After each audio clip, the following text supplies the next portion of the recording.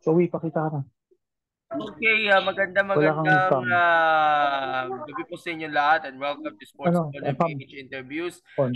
At ngayong araw, makakasama po natin ang ilan sa mga miyembro ng Karate Ministry. Ito yung na-interview natin before na mga nagkampiyon sa Bukidnon. Pero now, sila po ay muling nagsungkit o nakaakot ng medalya dyan sa Karate Do Tournament ng Kayayaman Festival sa Davao City. Actually, yung Karate Do. Kasi may karate na event, pero pinamunuan ito ng Karate Pilipinas na NSA. So, from the Philippine Karate Do League, Karate Ministry, based sa Davao del Norte, meron natin makakasama si Sensei Noel Aguilar. Sensei Noel, magandang gabi po, maayong gabi, at pakilala din natin yung iba pang mga kasama natin. Opo, isa-isa tayo magpapakilala ngayon, no? So, sana yung mga parent natin mag-online din sila para makita din sila dito. So, ako muna una po, I'm Sensei Noel Aguilar. Sensei po ako sa Davao del Norte. At ang grupo namin is Karate Ministry. At ito po yung mga estudyante ko na nanalo sa kakatapos lang na kadayawan. So, yun po. Next. Okay, si Enaro muna.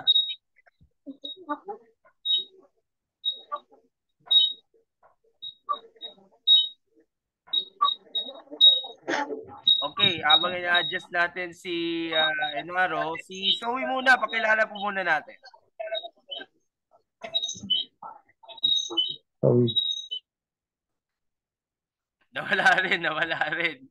Zoe, pakilala, introduce muna. At ano yung medal na napalanunan mo?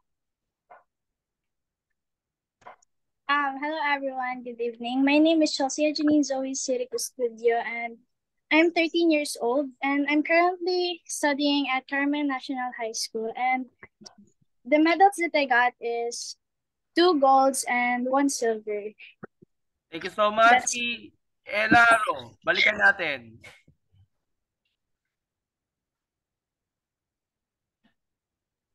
I'm Minara, the first B Mento. My age is 8 years old and I got 1 bronze and 1 bronze only and in kata. Thank you. Si Gerald. Magandang gabi po. Ako po si Gerald P. Dalumpines. Kasalukuyang nakatira po sa Carmen, Davao del Norte. At nag, nag-aaral po ako sa Meridional College of Panabo. Nakakuha po ako ng bronze medal sa kata. Next, si Zoe. I mean, si Devon pala. Devon, sorry. Basta pala. To everyone, my name is Jubel Devon B. Permento. I am 11 years old and I am currently studying at Meridional College of Panabo Incorporated and I won 3 golds. Okay, meron bang ibang mga nakalimutan natin na Sensei Noel? Bago natin ipakilala yung parent.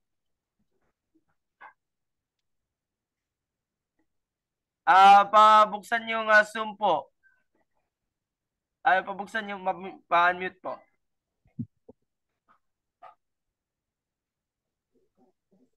unahin na po natin si Ma'am Marie Dalumpines. Okay, si Ma'am Marie, bati ka naman sa ating mga nanonood sa atin sa Sports Corner. Very good evening po, sir. Good evening, everyone. I am Marie Cris P. Dalumpines, mother of Gerald P. Dalumpines po.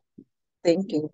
All right. So mamaya tatanungin kita about sa question related niya dun sa support system ng mga parents. Okay? So wala na ibang papakilala o kota na tayo? Diretso na tayo sa Q&A, Sensei Noel.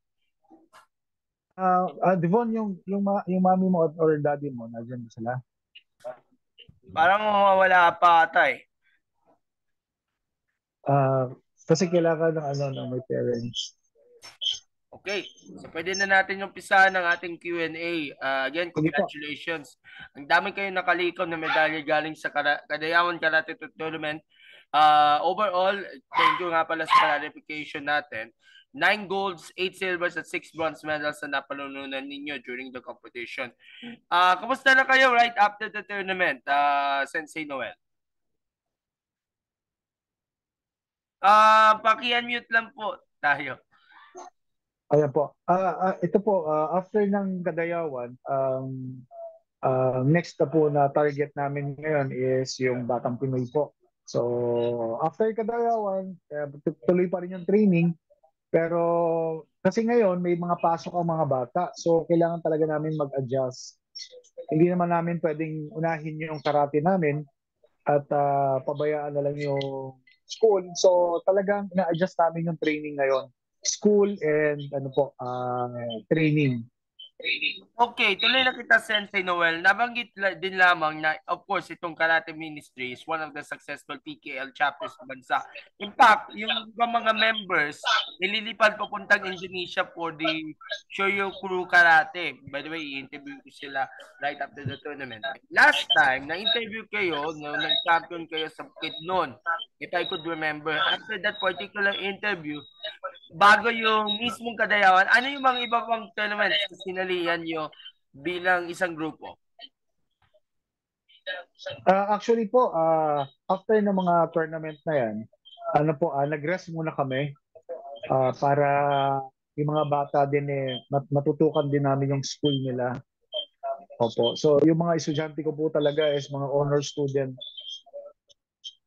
So kailangan ko po matutukan yung mga yung mga ginagawa nila sa school. At nakakatuwa naman kasi lahat sila honor student after nung after last year. Opo. Okay. Ano ba yung nakikita mong formula to success para i-sustain yung pagkapanalo nyo? Pati yung magandang training program na kailangan mas pagdating panlalo bilang isang grupo at of course yung camaraderie ng bawat teammates sa bawat laban na kinakarap. Opo, actually po, kung sa sinabi nyo kanina, lilipad yata sa Indonesia, kasama po kami doon. Sinabihan po kami ni Shihan na mag-ready kami at ilan ang isasama ko. So, ang sabi ko po, 4 po ang isasama ko. So, ang mga isasama ko sana, si Zoe, si Devon, si Ihara, at si Gerald. So, kaso lang po, medyo malapit na yun eh. So, at itong mga parent din natin, hindi sila basta-basta na papayag kasi mas unahin nila yung school ng mga bata natin. So, kung sa akin po, kung papayag sila, makakalipad po talaga kami. Opo. Pero nakahanda nyo ba yung passport, yung visa, ano mga requirements na kailangan? Opo, actually lahat ng mga estudyante natin ngayon is may mga passport na. Yung iba na lang siguro na talagang pinapakuha ko talaga.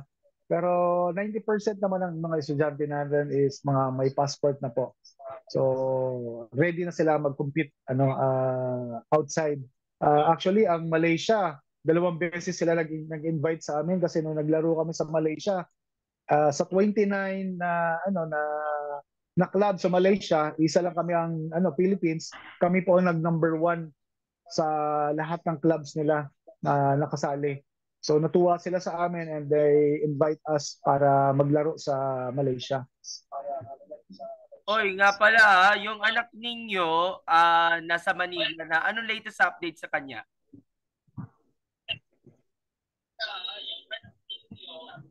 Sensei Noel, ano yung latest update sa inyong anak ngayon? Kay Joshua po, si Joshua po kasi nandun ngayon sa Manila. So kinuha po siya ng school at hopefully na makapasok siya sa varsity sa Perpetual. Kasi po actually doon sa school na yon walang karate. So nag-shift si Joshua, yung anak ko sa Muay Thai. So ngayon po nag-train siya and mas malakas yung ngayon ginagawa niya ngayon eh. So yun po. Okay, thank you so much Sensei Noel. Balikan kita maya-maya. Diretso muna tayo kay Ma'am Marie Chris, yung nag-iisang parent na kasama natin.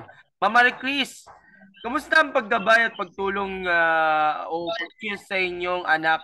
Kahit alam ko may mga trials o setbacks na kinakailangang daraanan ito along the way para at least magtuloy-tuloy yung ma-achieve yung success nila at pagbutihin pa yung training ninyo.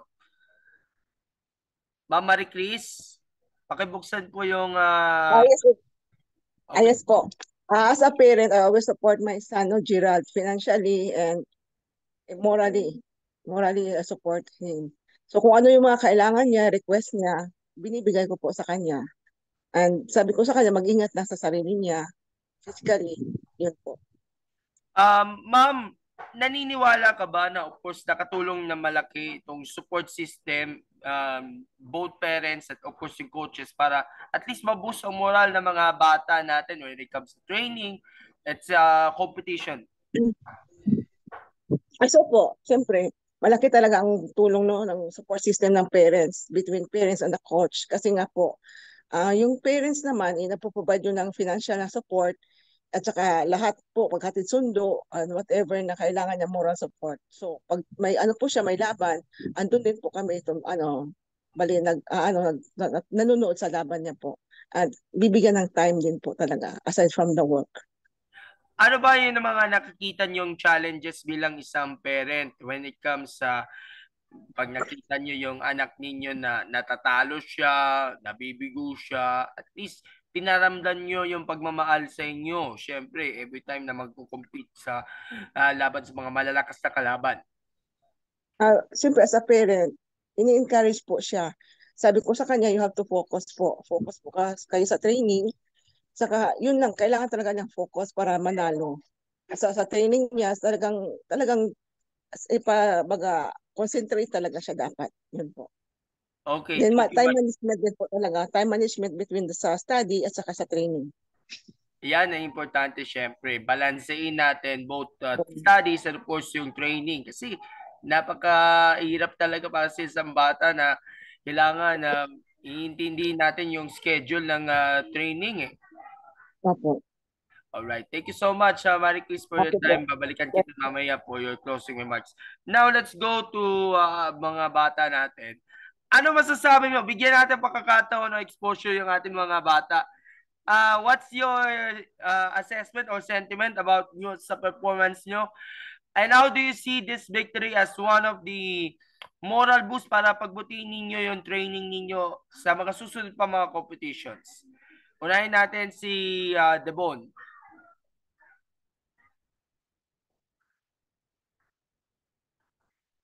Devon, please unmute po.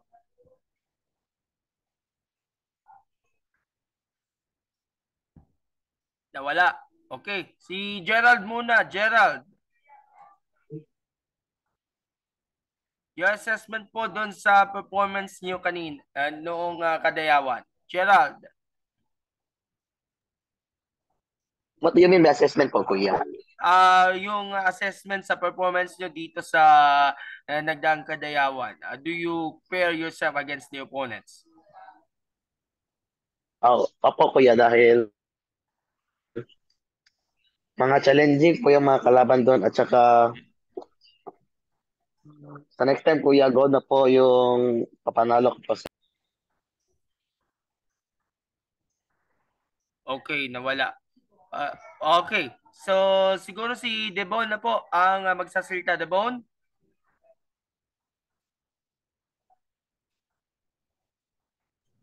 Dinim to,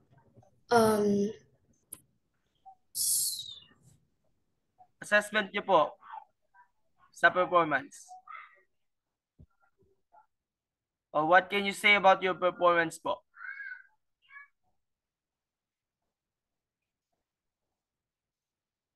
Devon, please unmute po.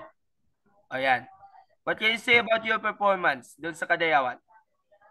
it was really good because I know that I really trained hard for it, and I am very happy because I got 3 golds. I won 3 golds. So that means that my training is being, or like it is working, that I am training hard and So that's how I did that performance at Kadayawan. It was really struggling because especially when I am using time management. So yeah. Okay. Si Enaro naman, what can you say about your performance sa Kadayawan last time? I feel good about my performance, but even though I I'm still proud of myself. I train very hard for it. That's all. Thank you. Si Zoe naman. I would say that the opponent is really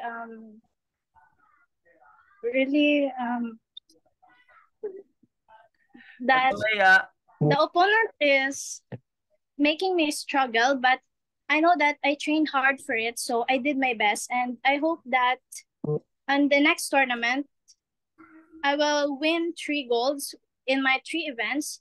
And then it's so hard rin kasi I have to do my time management, and whenever that nasa training, I felt tired, but whenever I felt tired, I always think the reason why I joined and stay, and that is to make my family proud of me and to learn self-discipline and respect.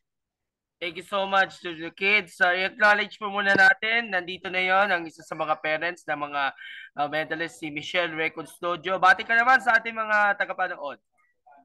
Hi! Good evening po. Good evening, Sir Gab, Sensei, and to all the viewers. Magandang gabi po.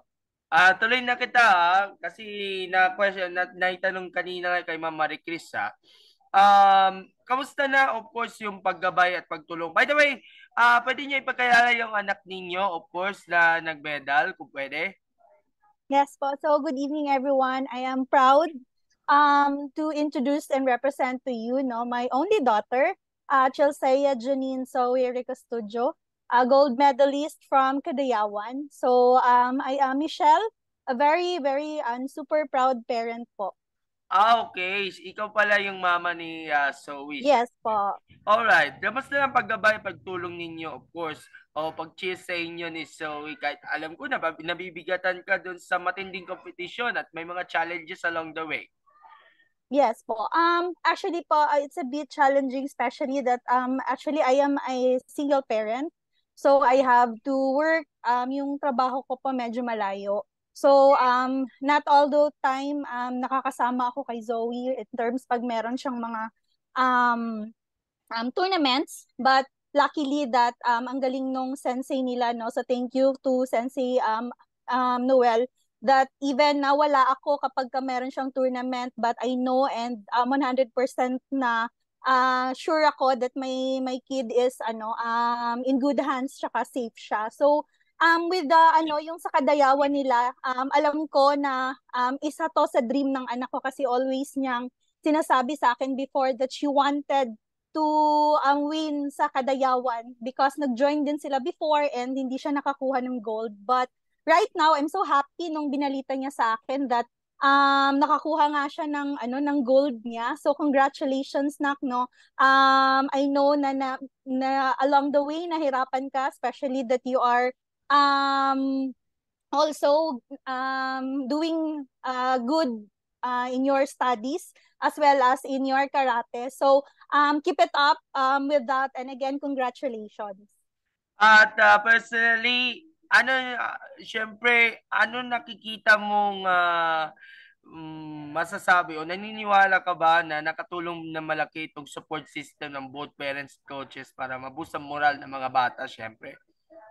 Yes po. I really I totally agree with that, no, that kailangan both sides, parents and the coach niya, kailangan talaga nandun yung support system natin, because yun na nga yung mga bata kailangan nilang timbangin studies, their trainings, and then kailangan din sa bahay. So with Zoe naman, I'm very lang with her because kaya niyang kaya niyang timbangin yung studies, nakakatulong din sa bahay as well as sa training niya, because yun din, hindi lang kasi yung what I appreciate with karate, especially under the of Sensei Noel kasi it's not just all about karate. It's all about also building the attitude of our children, no? Tinuturuan din kasi niya yung mga bata not only kung paano lang sumipa, paano lang sumuntok, but the attitude mismo, yung how dapat kung ano yung gagawin nila sa bahay, kailangan din nilang tumulong with their studies na hindi pa pabayaan. So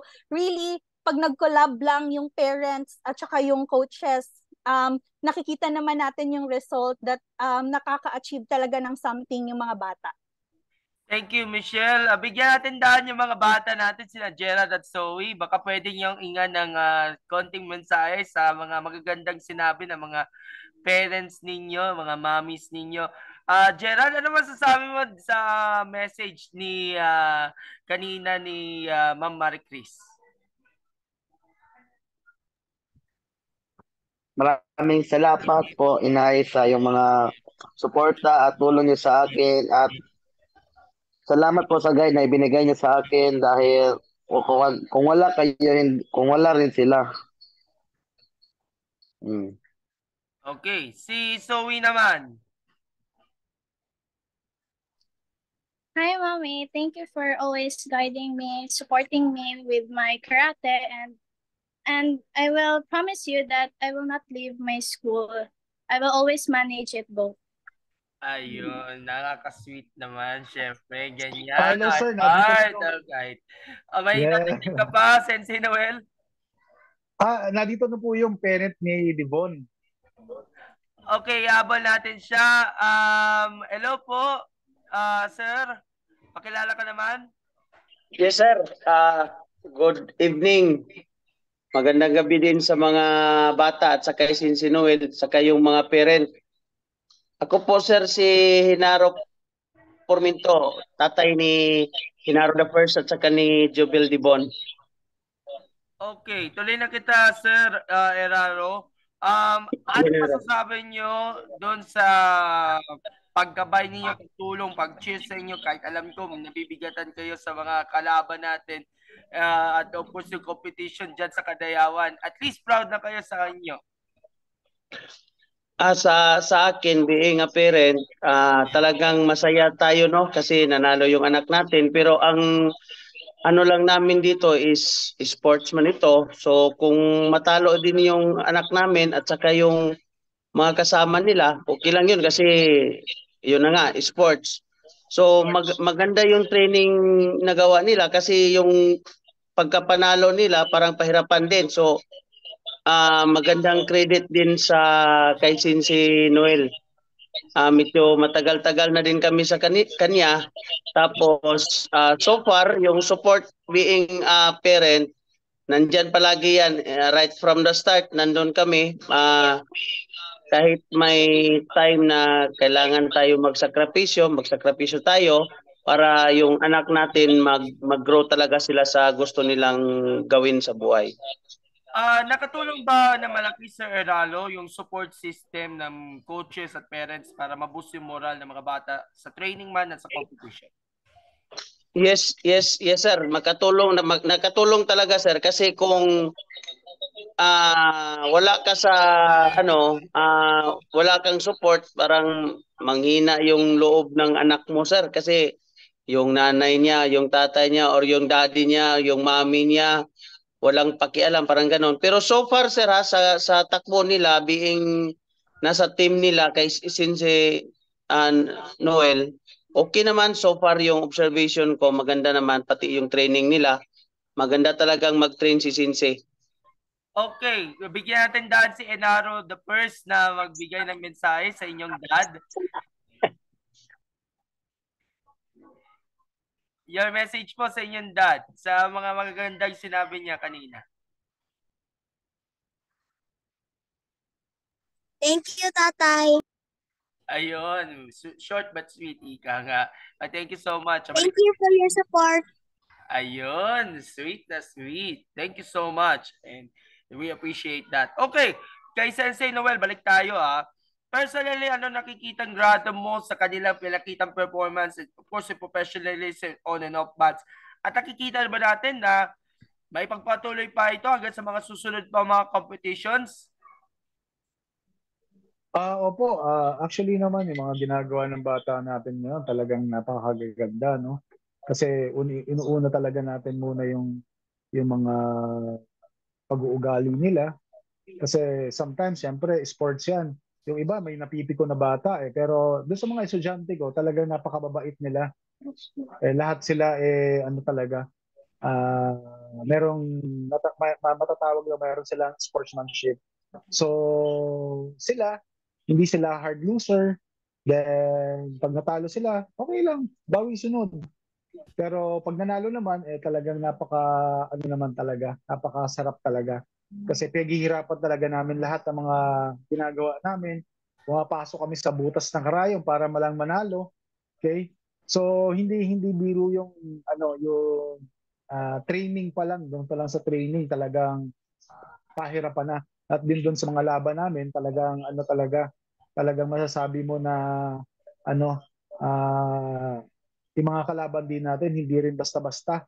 Pero nagpapasalamat kami sa Panginoon kasi nananalo pa rin kami At ako rin nung last Kadayawan nag-champion din tayo sa Master Cup. So nakakatuwa kasi ang kalaban ko from Manila, PNP. So lahat kami nag-champion kaming lahat. So ayun po. At tuloy-tuloy itong ginagawa namin pero palagi kong sinasabi sa kanila na mag-aral talagang mabuti. Kasi hindi naman puro karate lang kami. Mahigpit pa nga ako sa mga magulang nila kasi nakabantay talaga ako sa kanila. Sasabihin ko talaga, oh ito, bawal ito. Ito, bawal ito. So maraming bawal at talaga pinapa-implement ko sa kanila kung ano yung dapat talagang gawin. At hindi lang sa karate, kundi sa school, sa family, sa church. So lahat yun sila, ginaguide natin sila sa mga ganong aspeto. Okay, so what's next for the Karate Ministry? Ano mga susunod nating aabangan ng mga tournaments? Sensei Noel? Ano po? Pakiulit ka po. Ano mga susunod na competitions niyo bukod sa Indonesia? Ano po, ngayon po meron po kaming dalawang international na invitation sa Indonesia at sa Malaysia. So ngayon po nangangalap talaga kami ngayon ng malaking dahil medyo hindi yan biro, medyo international na yan, no. Pero meron din kami mga may tatlong kaming uh, invitation sa Manila. So pero mas nakatutok po talaga ako ngayon sa school nila. At doon naman sa paparating na Batang Pinoy. So kung sa amin lang, lahat gusto namin puntahan sa Indonesia, sa Malaysia. Kasi lang yung funds namin medyo pa talaga, kulang pa siguro. Pero I know naman yung mga parent natin, kayang-kaya yan, no? Pero mas kasi namin ngayon yung school. So yung school, hindi siya mapabayaan. At the same time, yung malapitan lang dito na pwede talaga naming puntahan talaga. Opo. So maybe by December, makapunta kami ng Manila, mga ganon. Pero tine-train ko na sila at inaano ko na rin yung mga parent namin na yung mga bata natin is kuha na ng passport kasi may mga international event na tayo eh. May tatlong international na invitation tayo. At ngayon talaga nagpapasalamat ako sa Shihan namin kasi kami ang pinili niya eh. Sabi niya sa amin, Sensei Noel, i-ready mo yung mga bata mo, isasama ka namin dun sa Indonesia. So kahit wala kami dun sa main na ng PKL sa Manila, pero hindi niya kami nakakalimutan, kaming mga nasa Mindanao. Nagpapasalamat talaga kami kasi yung mga bata namin may trust doon sa mga bata eh. So ako naman din nakakatabali ng puso as a coach kasi napakadami naman mahuhusay na estudyante sa Manila. Pero hindi kami nakakalimutan ni Shihan para represent ng pangalan ng PKL to Philippines para sa ibang bansa. Okay, so dyan na po nagwawakas ang ating interview and before we go, pwede natin mag-photo opportunity ang lahat ng mga bisita natin. So thumbs up ulit tayo and smile.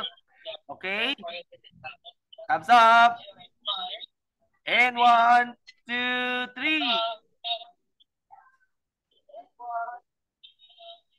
3. Okay. So thank you so much sa inyo sa pagbisita niyo sa amin. And again, congratulations sa inyong pagkapanalo dyan sa Kadayawan. Baka nabigyan natin ng pagkakataon ng ating mga kasama natin na mag-shoutout at kanina mo dinededicate yung panalo. Unahin natin ang mga parents muna. Mama Chris, your closing statements niyo po. Thank you so much po for this opportunity na makasali po sa inyong interview, and I just want to thank, of course, sa grupo and Sensei Noel for the support at saka pagtulong po sa mga bata magkaroon po sila ng confidence at saka mag-boost po sa moral nila po. Thank you so much po, Sen. Michelle. Hi po. So again, thank you very much for this opportunity to be part of your Sir Gab, and for the PKL, for the Karate Ministry. Sensei Noel, thank you so much. At saka syempre, of course, we dedicate yung pagkapanalo ni Zoe first and foremost to kay God. And of course, sa tatay niya ngayon na syempre nasa heaven na. Alam ko dyan niya dinededicate always yung panalo niya. So again, thank you so much po. And I know your dad will be very proud talaga sa itaas sa mga pagkapanalo nga ni Zoe. So, Enaro Senior. Picture. Good evening. Salamat po sa lahat, lalong-lalo na kay Coach Sensei Noel na tinuruan niya yung mga bata namin ng maayos. Na ipakita, nakita din namin kung ano din yung mga resulta sa training nila. So, yun lang po sa lahat. Okay, shout out sa ating mga bata. Your final words. Devon muna. Closing remarks.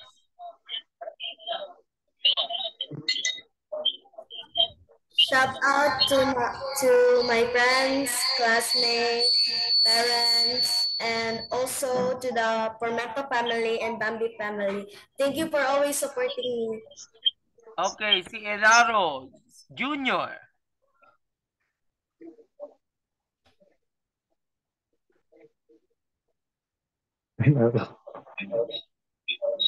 Shout out po sa Bambi family at Pormento family at akong mga aunt and uncles and classmates and parents.